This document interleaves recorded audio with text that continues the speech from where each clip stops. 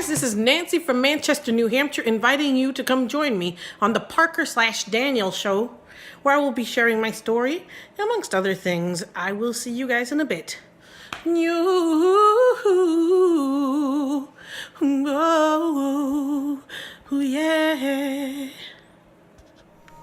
Greetings, everyone. It's almost the end of the year, and I brought a special guest. She's on the phone with me right now, all the way from the state of New Hampshire. Anybody know where New Hampshire is? I do. That's on the East Coast. Yeah. This individual, well, you know what? I almost forgot. I want to say to my subscribers of the Parker Daniel Show to continue to subscribe. Hit that like button. Share. Hit that like button. I'm going to say that again. Share, follow, tell a friend, because we got to make this thing happen. This is for us. It's for you, and me. Anyway, from the state of New Hampshire, I brought you a very special guest who, if you stay tuned, you're gonna get a great surprise. But in the meantime, we're gonna talk about the trials and tribulations, lack thereof, that she had gone through, and she has emerged to be at least a positive individual, somebody who's about to make a change. So, with that being said, I'm going to bring you Nancy. Are you there? Yes, I am here. How you doing? I'm doing good. That's good. I'm glad to have you here, Nancy. Good to be here. Welcome to the Parker Daniel Show. Look, before we begin, I want you to let everybody know how cold it is up there first, because I might be coming soon. Around here, probably around 20-something degrees, but it probably feels colder right now. 20-something degrees, y'all. Can y'all? I mean, it might get like that on one day down here, on a Tuesday when the wind's blowing and the LSU Tigers have won and President Trump has come down. So it only happens one time in a lifetime. Anyway, enough being said. Nancy, what brought you to the show? I was referred by a friend named Ty Thompson. Now, some of you might know him, but yeah, that's the person that referred me to Anthony Parker, the Parker and Daniel show. Okay. And did he tell you a little bit about it, or did you have any inkling as to what it was? I didn't have any idea what it was about, so I myself searched the channel, and it's pretty interesting. I love some of the interviews there. Okay, well, we're about to kick in the interview with you right now. So tell the people about yourself, about your impairment, and just walk us through your life, because we want to know. We want to get all into your business. Can we do that? Sure. Okay, let me in. Ask me anything you wish. But anyway, I was born in Rio Piedras, Puerto Rico, but raised in New York with my visual impairment. I was born with retinitis pigmentosa, amongst other things. And I grew up with my parents and my siblings. My parents split up, blah, blah. But anyhow, life as a visually impaired person, after a couple of years, I got used to it. And in the last few years, well, that's when things started taking a turn in my walk as a visually impaired person. First of all, I went to school at the New York Institute for the blind. Most of my life, most of my childhood I did. But then I went to regular high school. Now, there's an extreme difference between both streams. I went to regular high school. It was harder to adapt, and honestly, it was harder to adapt, but I was able to do it, Why was it harder to adapt? Because I was the only blind person in that school, literally. That school had about 700 students. Wow. Yes. And go ahead, sweetheart. Yeah, the thing of it is, I even had to deal with this history teacher. He didn't even have a clue. So, oh my God, it got annoying at that point. So they sort of threw you to the wolves, right? Yeah, sort of. So they didn't have any type of equipment that they could use in order to assist you, or any teachers there? Or they just say, hey, go to this public school and do what you can? What was it like? Well, thankfully they have agencies like that. So I would usually have a para, what they would call a para, somebody that comes in and works with you with your school. And they even had a special teacher come in once a week, a couple of times a week, to help me transcribe some of the work. But in high school, I didn't have any of that. Wow. What about your mobility skills? Did they have anybody that'll teach you that? Oh, yes. I had people teach me mobility. Thankfully, I learned some of the stuff on my own. But they did have their mobility teachers. I had my mom most of my life, but to be honest with you, sometimes you just have to, once you get to a certain age, you got to break away. Yep. Do things on your own. Yeah. And you seem like a breakaway person. So speaking of breaking away, as you had broken away from what the normal things that you were doing, what did you end up doing after you broke away? You became independent, right? What else did Yeah. you what else did you do in terms of make sure that your life was going to be straight? You're not totally blind, right? No, but I only have 10% of my vision. Oh, okay. So with the 10% that you do have, what did you do in order to make sure that you were able to use that effectively? Well, I had gone from one state to another, so every time I moved, you'd have to learn things over again. Now, thankfully, around here in New Hampshire, there's an agency called Future Insight. And those people, as soon as they found out that I was hospitalized, they came very quickly to help me to see what type of services I needed. Okay. All right, that's what's up. So, As far as your family, did you receive any assistance in helping you, learn certain things while you were coming up? Like sisters, brothers say, hey, come on, Nancy, let's just go out and do this. Even though you can't see, we're going to make it happen. well, honestly, I had a sibling that was blind, so it was no surprise to my family. Oh, okay. Yeah, and so by the time I was born, they were already used to it. Now, the person that really turned things around for me, I would say, is me, myself, and I. As soon as my mom passed away, that's when I said it was time. It was just me and my son at that point. Okay. Now he's 14. Okay. That's what's up. But you know what I'm fixing to do? I'm going to stop this interview in mid-air, and I'm asking you to do what I know that you here for, because I heard something that just tore me apart. And I want you to do it for the subscribers right now.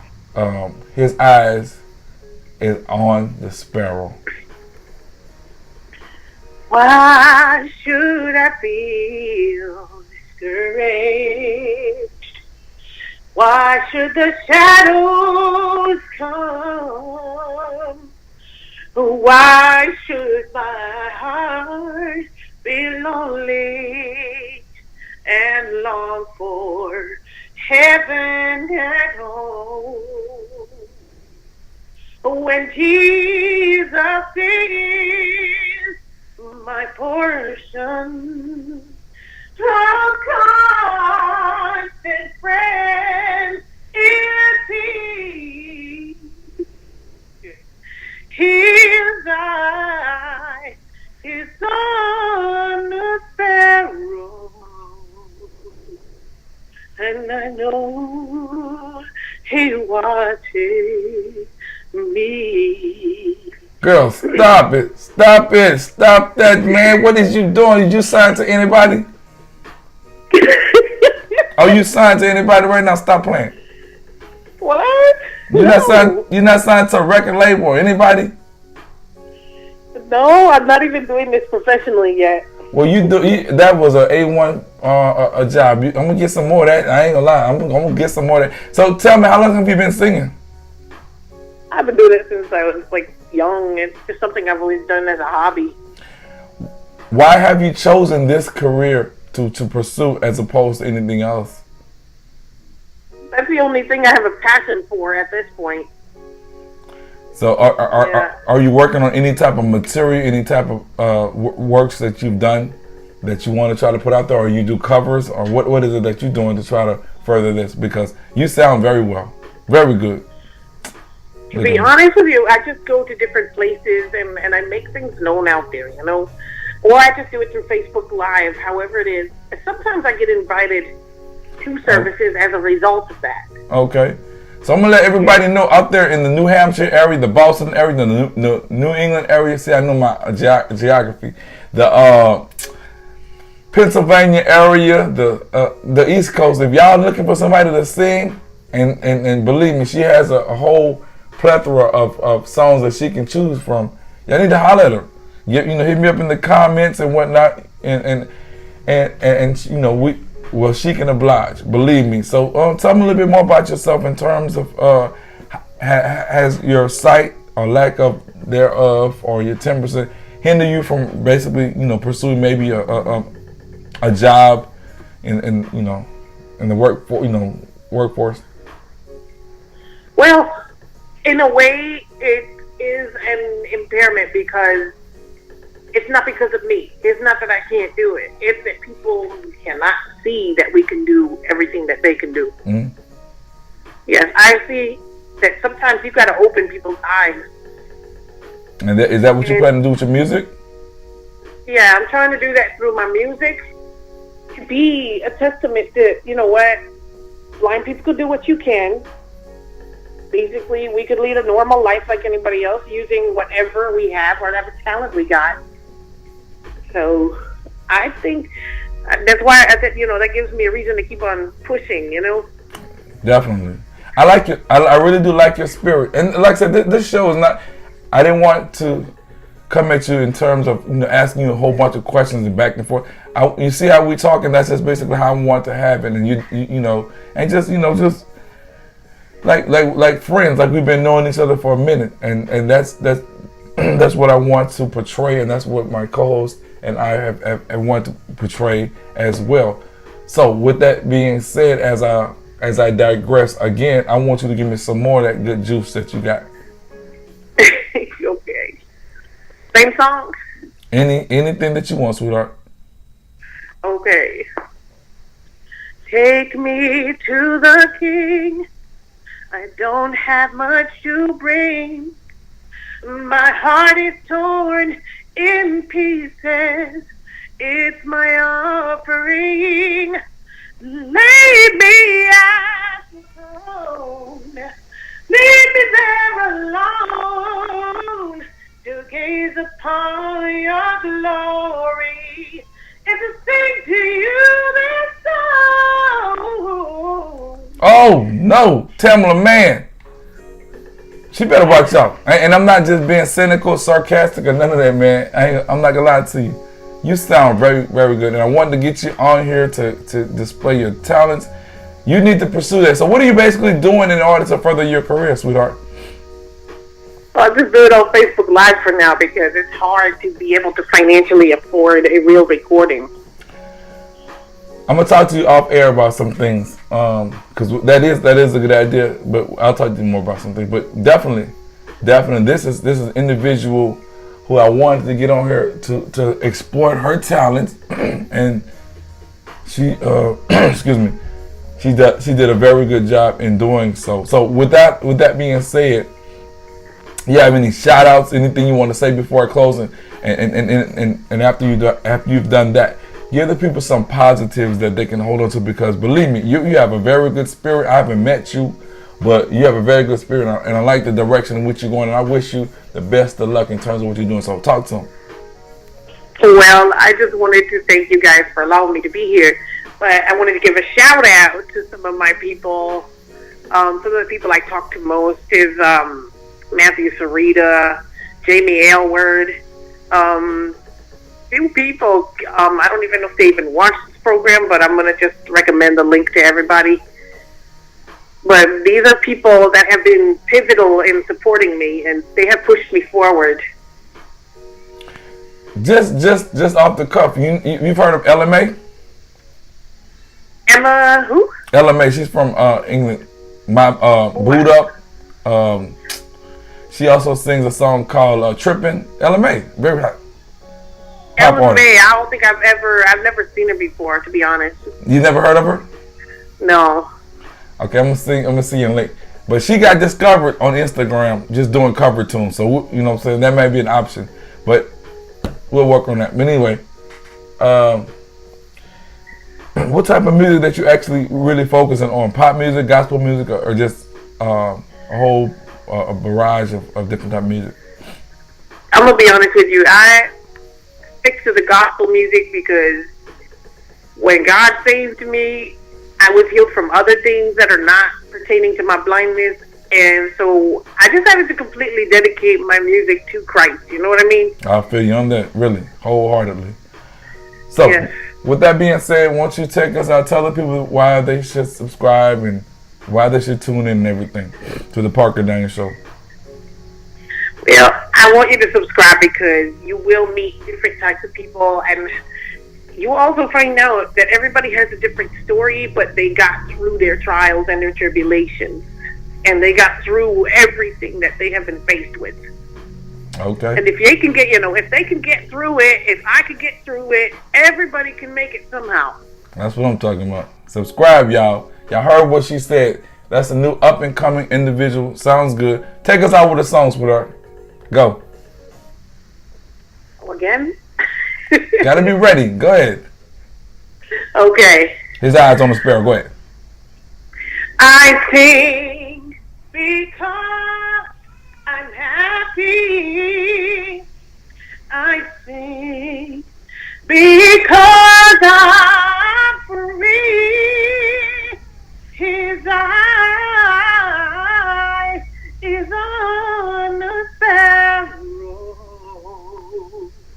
and I know He watches, and I know He watches. I know He watches me. Man, I'm gone. Thanks a lot. Thanks a lot. Thanks a lot for calling in and wanting to be a part of this thing. Y'all subscribe. Next time y'all hear, you know what I'm saying, she's going to be on Billboard's Top 100, number one on the charts. Love you, man. Thanks for calling, and I'm going to hit you up later. All right. Bye-bye. You have a good one. Bye. Bye. Man. She did that. I'm out, though. Y'all, support. Hey, y'all. I hope you enjoyed the interview, and I hope you found out things that might have answered your questions about my story. If you'd like to watch more shows from the Parker and Daniel Show, please hit the subscribe button and hit the like button on his videos. I guarantee you will enjoy any further show that he is doing. Please subscribe. I'll be back one day, maybe another day. Thank you so much for watching. And I'll be back for you one day. I really don't know when, but I'll be back again to say what I need to say. I'll be back for you one day. I'm really not sure when, but I'll be back for you again. Ciao.